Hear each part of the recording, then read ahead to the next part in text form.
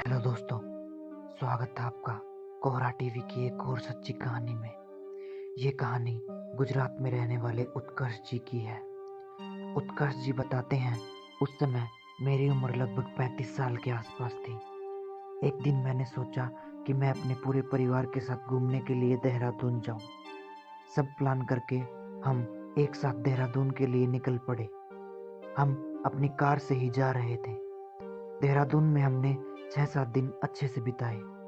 जब हम अपने शहर गुजरात की ओर वापस लौट रहे थे तो रात काफी हो गई थी। मेरी घड़ी रात के 2 बजे का समय दिखा रही थी। हमारा पूरा परिवार गाड़ी में एक दूसरे से बातें कर रहा था। हमारी गाड़ी देहरादून के पहाड़ों को पार करती हुई जा रही थी और सड़क एकदम सुनसान पड़ी थी। पूरी सड़क पर सन्नाटा छाया हुआ था। उस अंधेरी सड़क के बीच जब मैं गाड़ी चला रहा था तो अचानक मुझे हमारी गाड़ी के सामने एक औरत दिखाई थी। उस औरत के काले घने लंबे बाल थे और उसने सफेद रंग की साड़ी पहनी हुई थी। मैंने देखा कि वह औरत दूर से ही हाथ हिलाकर गाड़ी को रुकने का इशारा कर रही थी। जब उस औरत को मेरी माँ ने देखा तो मुझसे कहा, बेटा गाड़ी मत रोकना, पता नहीं ये कैसी औरत है जो रात के इस समय सड़क पर अकेली घूम रही है। क्या पता यह कोई लुटेरन हो या फिर कोई बुरा साया। तब तक उस गाड़ी के पास वो औरत पहुंच चुकी थी, या फिर ऐसा कहें कि हमारी गाड़ी उस औरत तक पहुंच चुकी थी। जैसे ही गाड़ी उसके पास पहुंची, वह औरत जोर जोर से हमारी गाड़ी का दरवाजा पीटने लगी। उसको देखकर ऐसा लग रहा था कि मानो वह किसी बहुत ही मुसीबत में थी। मेरी माँ ने उसे फिर से गाड़ी का दरवाजा न खोलने को कहा, लेकिन मैंने मेरी माँ को समझाते हुए कहा, माँ यह औरत किसी बड़े घर की और शरीफ दिख रही है। साथ ही ऐसा लग रहा है कि ये बहुत ही मुसीबत में है और लगातार रोए जा रही है। शायद इसे हमारी मदद की ज़रूरत है। मैं एक बार इसे पूछ लेता हूँ कि क्या बात है। और इतना कहकर मैंने गाड़ी का दरवाज़ा खोल दिया। मैंने उस औरत से पूछा, क्या बात है, कहाँ जाना है आपको और आप रो क्यों रही है? इस पर उस औरत ने कहा, मेरी गाड़ी खाई के नीचे गिर गई है और उसमें पीछे वाली सीट पर मेरी छोटी सी बच्ची फंसी हुई है। कृपया आप मेरी मदद करो। इतना सुनकर मैं उसी वक्त खाई की तरफ दौड़ा और पीछे मेरा पूरा परिवार भी मेरे साथ दौड़ पड़ा। मैं जैसे ही सड़क के नीचे खाई में उतरा, मैंने देखा कि गाड़ी के सभी दरवाजे व खिड़कियां बंद थी।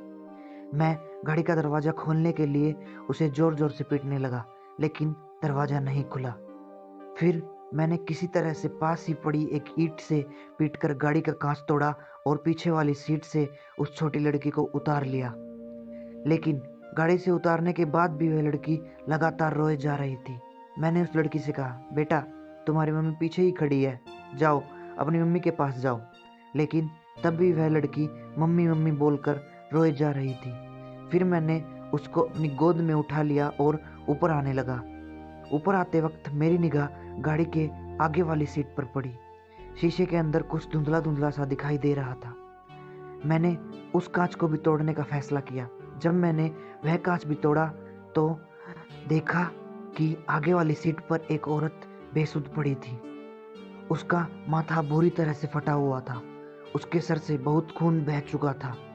जब उस औरत के पास गया तो मुझे पता चला कि वह औरत वही औरत थी जिसने हमारी गाड़ी रुकवाई थी और वह मर चुकी थी।